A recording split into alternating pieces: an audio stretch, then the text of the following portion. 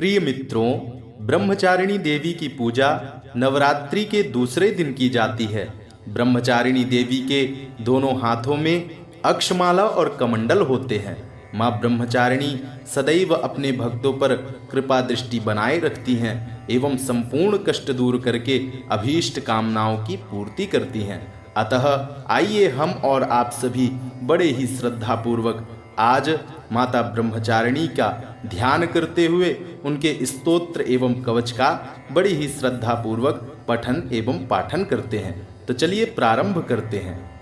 श्री ब्रह्मचारिण्यै नमः। ध्यानम वंदे वांछितलाभाय चंद्रार्धकृतशेखरां जपमाला कमंडलू धरा ब्रह्मचारिणी शुभां।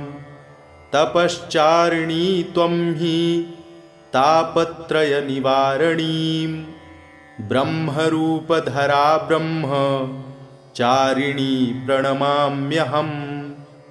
शंकरप्रिया त्वं हि भुक्तिमुक्तिदायिनी शान्तिदा ज्ञानदा ब्रह्मचारिणी प्रणमाम्यहम्। त्रिपुरा मे हृदयं पातु ललाटे पातु शंकरभामिनी अर्पण सदा पातु नेत्रो अर्धरी च कपोलो। पंचदशी कंठे पातु मध्यदेशे पातु महेश्वरी षोडशी सदा पातु नाभो गृहो च पादयो।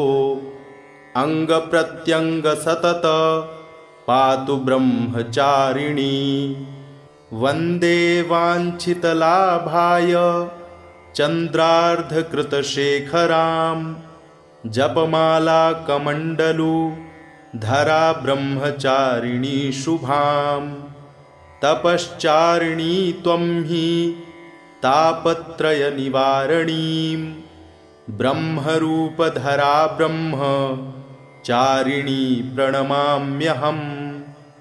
शंकरप्रिया त्वं हि भुक्तिमुक्तिदायिनी शान्तिदा ज्ञानदा ब्रह्मचारिणी प्रणमाम्यहम्। त्रिपुरा मे हृदयं पातु ललाटे पातु शंकरभामिनी अर्पण सदा पातु नेत्रो अर्धरी च कपोलो। पंचदशी कंठे पातु मध्यदेशे पातु महेश्वरी षोडशी सदा पातु नाभो गृहो च पादयो। अंग प्रत्यंग सतत पातु ब्रह्मचारिणी वंदे वांछितलाभाय चंद्रार्धकृतशेखरां जपमाला कमंडलू धरा ब्रह्मचारिणी शुभां। तपश्चारिणी त्वं हि तापत्रय निवारणीं ब्रह्मरूपधरा ब्रह्मचारिणी प्रणमाम्यहम्। शंकरप्रिया त्वं हि भुक्तिमुक्तिदायिनी शान्तिदा ज्ञानदा ब्रह्मचारिणी प्रणमाम्यहम्। त्रिपुरा मे हृदयं पातु ललाटे पातु शंकरभामिनी अर्पण सदा पातु नेत्रो अर्धरी च कपोलो। पंचदशी कंठे पातु मध्यदेशे पातु महेश्वरी षोडशी सदा पातु नाभो गृहो च पादयो। अंग प्रत्यंग सतत पातु ब्रह्मचारिणी वंदे वांछितलाभाय चंद्रार्धकृतशेखरां जपमाला कमंडलू धरा ब्रह्मचारिणी शुभां। तपश्चारिणी त्वं हि तापत्रय निवारणीं ब्रह्मरूपधरा ब्रह्मचारिणी प्रणमाम्यहम्। शंकर प्रिया त्वं हि भुक्तिमुक्तिदायिनी शांतिदा ज्ञानदा ब्रह्म चारिणी प्रणमाम्यहम्। त्रिपुरा मे हृदयं पातु ललाटे पातु शंकर भामिनी अर्पण सदा पातु नेत्रो अर्धरी च कपोलो पंचदशी कंठे पातु मध्यदेशे पातु महेश्वरी षोडशी सदा पातु नाभो गृहो च पादयो अंग प्रत्यंग सतत पातु ब्रह्मचारिणी वंदे वांछितलाभाय चंद्रार्धकृतशेखरां जपमाला कमंडलु धरा ब्रह्मचारिणी शुभां तपश्चारिणी त्वं हि तापत्रय निवारणीं ब्रह्मरूपधरा ब्रह्म चारिणी प्रणमाम्यहम्। शंकर प्रिया त्वं हि भुक्तिमुक्तिदायिनी शांतिदा ज्ञानदा ब्रह्म चारिणी प्रणमाम्यहम्। त्रिपुरा मे हृदयं पातु ललाटे पातु शंकर भामिनी अर्पण सदा पातु नेत्रो अर्धरी च कपोलो पंचदशी कंठे पातु मध्यदेशे पातु महेश्वरी षोडशी सदा पातु नाभो गृहो च पादयो अंग प्रत्यंग सतत पातु ब्रह्मचारिणी वंदे वांछितलाभाय चंद्रार्धकृतशेखरां जपमाला कमंडलु धरा ब्रह्मचारिणी शुभां तपश्चारिणी त्वं हि तापत्रय निवारणीं ब्रह्मरूपधरा ब्रह्म चारिणी प्रणमाम्यहम्। शंकर प्रिया त्वं हि भुक्तिमुक्तिदायिनी शांतिदा ज्ञानदा ब्रह्म चारिणी प्रणमाम्यहम्। त्रिपुरा मे हृदयं पातु ललाटे पातु शंकर भामिनी अर्पण सदा पातु नेत्रो अर्धरी च कपोलो पंचदशी कंठे पातु मध्यदेशे पातु महेश्वरी षोडशी सदा पातु नाभो गृहो च पादयो अंग प्रत्यंग सतत पातु ब्रह्मचारिणी वंदे वांछितलाभाय चंद्रार्धकृतशेखरां जपमाला कमंडलु धरा ब्रह्मचारिणी शुभां तपश्चारिणी त्वं हि तापत्रय निवारणीं ब्रह्मरूपधरा ब्रह्म चारिणी प्रणमाम्यहम्।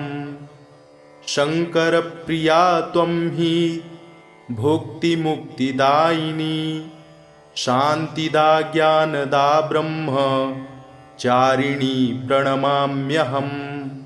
त्रिपुरा मे हृदयं पातु ललाटे पातु शंकर भामिनी अर्पण सदा पातु नेत्रो अर्धरी च कपोलो पंचदशी कंठे पातु मध्यदेशे पातु महेश्वरी षोडशी सदा पातु नाभो गृहो च पादयो अंग प्रत्यंग सतत पातु ब्रह्मचारिणी वंदे वांछितलाभाय चंद्रार्धकृतशेखरां जपमाला कमंडलु धरा ब्रह्मचारिणी शुभां तपश्चारिणी त्वं हि तापत्रय निवारणीं ब्रह्मरूपधरा ब्रह्म चारिणी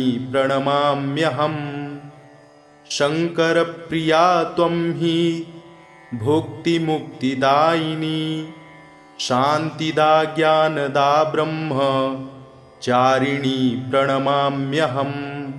त्रिपुरा मे हृदयं पातु ललाटे पातु शंकर भामिनी अर्पण सदा पातु नेत्रो अर्धरी च कपोलो पंचदशी कंठे पातु मध्यदेशे पातु महेश्वरी षोडशी सदा पातु नाभो गृहो च पादयो अंग प्रत्यंग सतत पातु ब्रह्मचारिणी वंदे वांछितलाभाय चंद्रार्धकृतशेखरां जपमाला कमंडलु धरा ब्रह्मचारिणी शुभां तपश्चारिणी त्वं हि तापत्रय निवारणीं ब्रह्मरूपधरा ब्रह्म चारिणी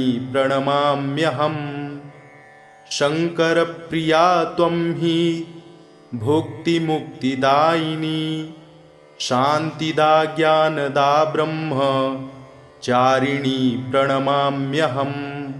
त्रिपुरा मे हृदयं पातु ललाटे पातु शंकर भामिनी अर्पण सदा पातु नेत्रो अर्धरी च कपोलो पंचदशी कंठे पातु मध्यदेशे पातु महेश्वरी षोडशी सदा पातु नाभो गृहो च पादयो अंग प्रत्यंग सतत पातु ब्रह्मचारिणी वंदे वांछितलाभाय चंद्रार्धकृतशेखरां जपमाला कमंडलु धरा ब्रह्मचारिणी शुभां तपश्चारिणी त्वं हि तापत्रय निवारणीं ब्रह्मरूपधरा ब्रह्म चारिणी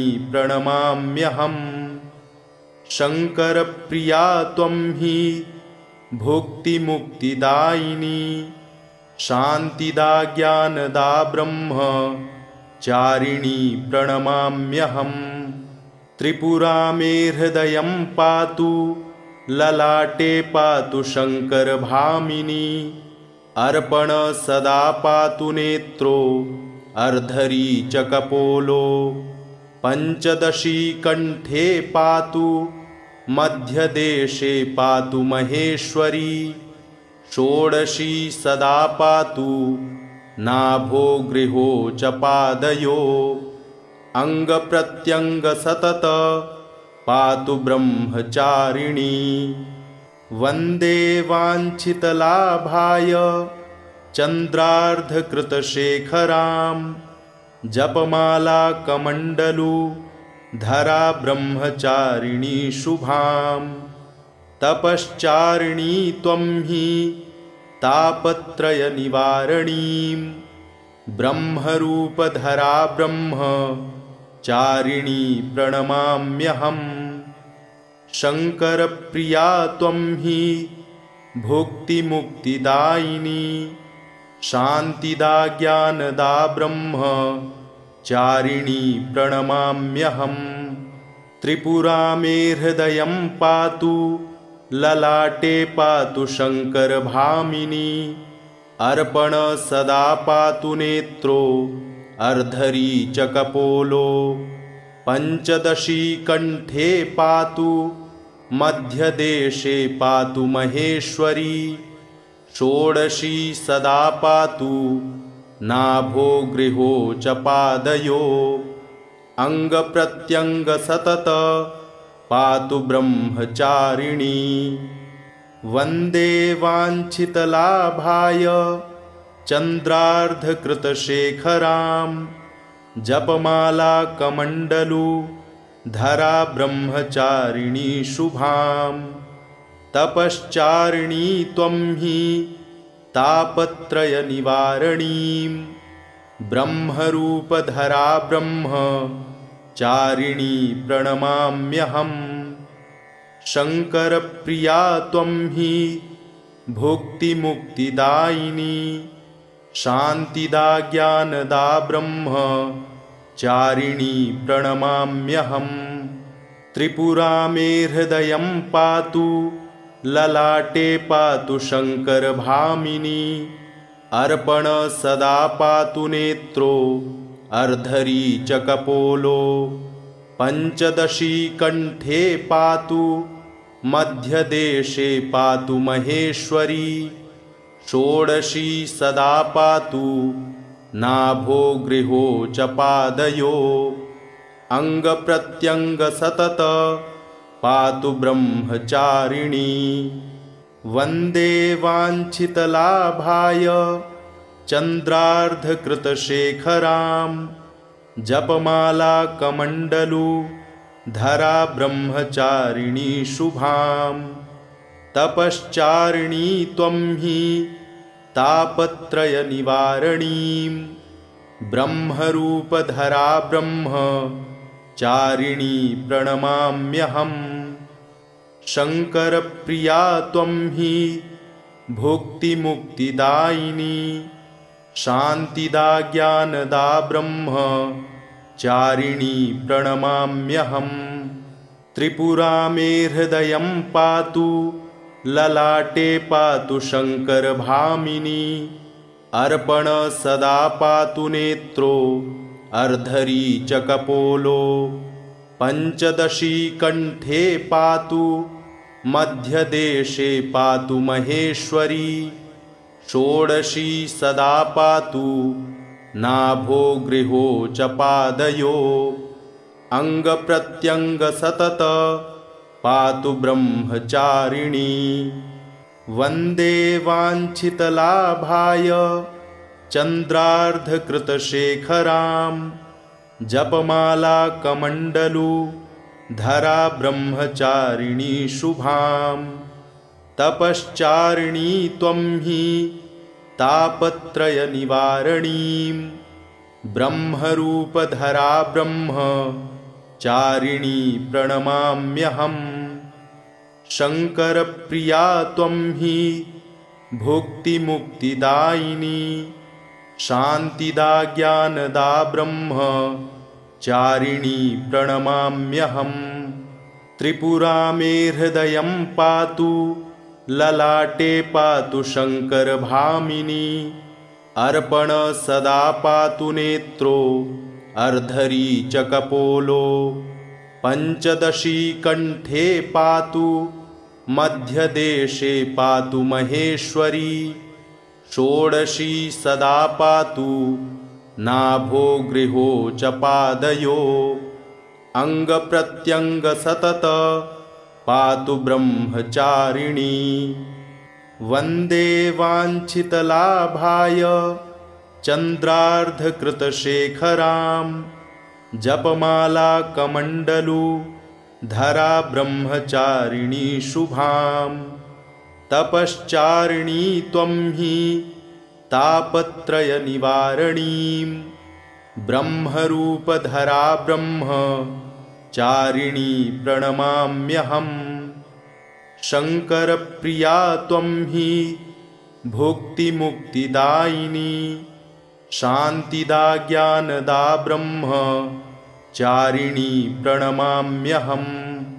त्रिपुरा मे हृदयं पातु, ललाटे पातु शङ्करभामिनी, अर्पण सदा पातु नेत्रो, अर्धरी च कपोलो। पञ्चदशी कण्ठे पातु, मध्यदेशे पातु महेश्वरी, षोडशी सदा पातु, नाभो गृहो च पादयो। अङ्गप्रत्यङ्ग सतत पातु ब्रह्मचारिणी, वन्दे वाञ्छितलाभाय चन्द्रार्धकृतशेखरां, जपमाला कमण्डलु धरा ब्रह्मचारिणी शुभां। तपश्चारिणी त्वं हि तापत्रयनिवारणीं, ब्रह्मरूपधरा ब्रह्मचारिणी प्रणमाम्यहम्। शङ्करप्रिया त्वं हि भुक्तिमुक्तिदायिनी, शान्तिदा ज्ञानदा ब्रह्मचारिणी प्रणमाम्यहम्। त्रिपुरा मे हृदयं पातु, ललाटे पातु शङ्करभामिनी। अर्पण सदा पातु नेत्रो, अर्धरी च कपोलो। पञ्चदशी कण्ठे पातु, मध्यदेशे पातु महेश्वरी। षोडशी सदा पातु, नाभो गृहो च पादयो। अङ्गप्रत्यङ्ग सतत पातु ब्रह्मचारिणी। इति श्री ब्रह्मचारिणी कवच स्तोत्रम् सम्पूर्णम्।